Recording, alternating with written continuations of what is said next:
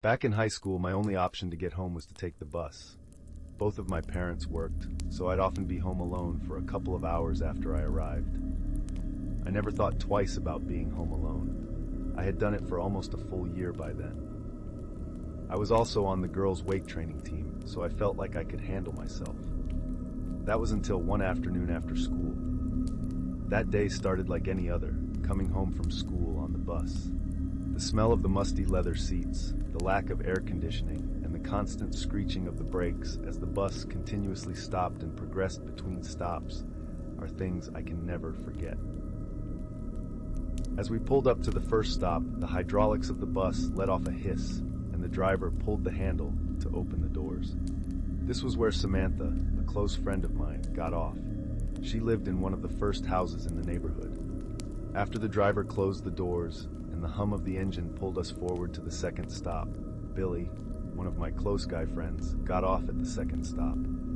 I waved to him out the window, and like clockwork, the bus continued forward.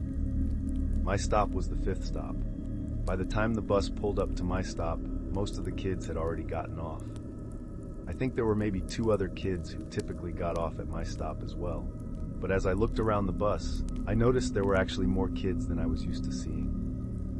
As I tracked through each person's face, I saw Jake and Alex. They lived on my street. I also saw Susie, who was in one of my classes, but her stop was after mine. However, there was another face I hadn't seen before. A girl with long dark hair and a pale complexion was sitting near the back row. I remember her eyes seeming odd to me. She was just staring ahead with a vacant expression on her face.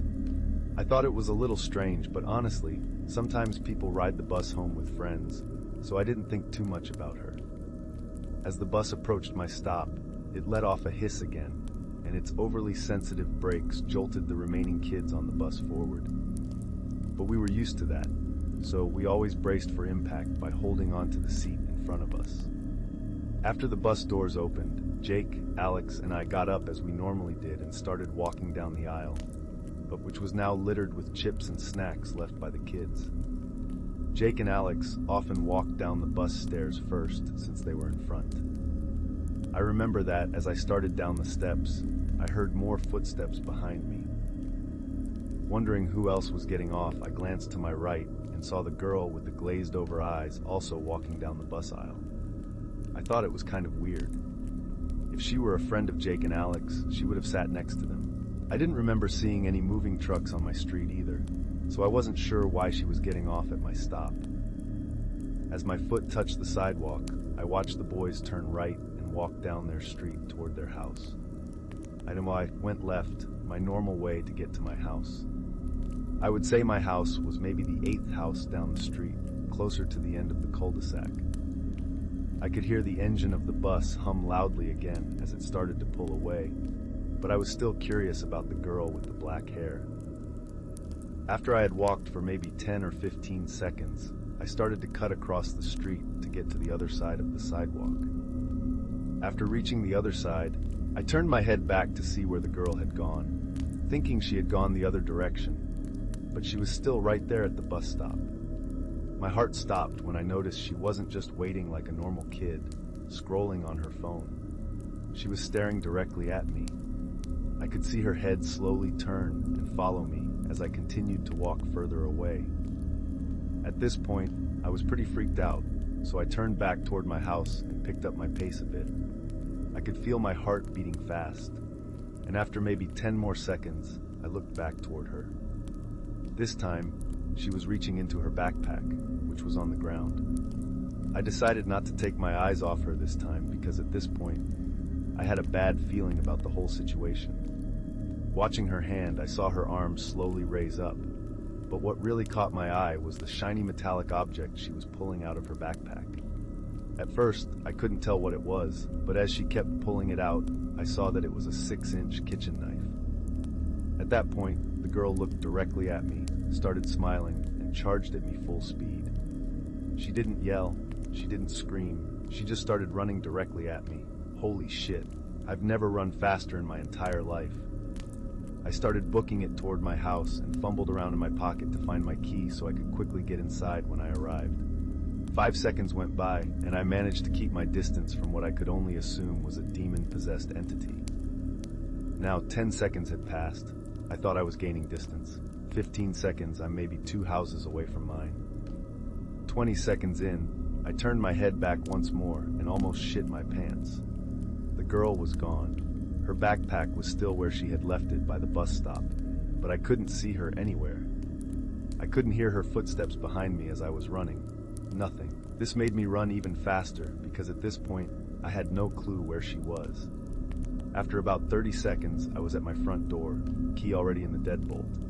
I turned the key, the deadbolt thudded, and I quickly threw myself inside and slammed the door shut, locking it. At this point, all I could hear was my heavy breathing and my heartbeat pulsing in my neck.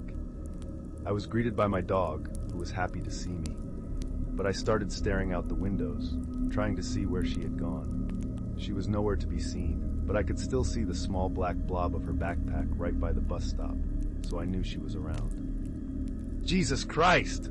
I shouted aloud, as I heard my dog start a deep and slow growl facing the back patio door. I couldn't see the door from my angle, but I knew something was wrong. I slowly walked around the entryway of our house, and there she was, her face pressed directly up against the glass pane on the door, breathing heavily, leaving a fogged spot in the middle of the pane. Then she made eye contact with me.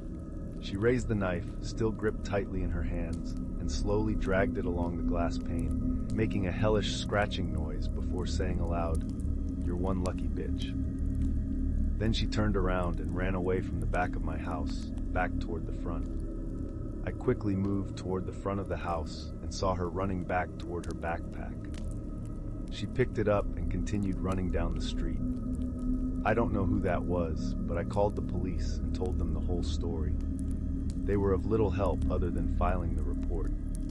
When my parents got home, they couldn't believe what I told them. From that day forward, I always went to Samantha's house after school and just waited there until my parents got home. I'm still shaken up to this day, and I never go anywhere without looking over my shoulder. Her face and dark hair are almost ingrained in my mind when I sleep at night, just peering at me through the back patio glass door. I can't get it out of my mind, and it's been almost 8 years now.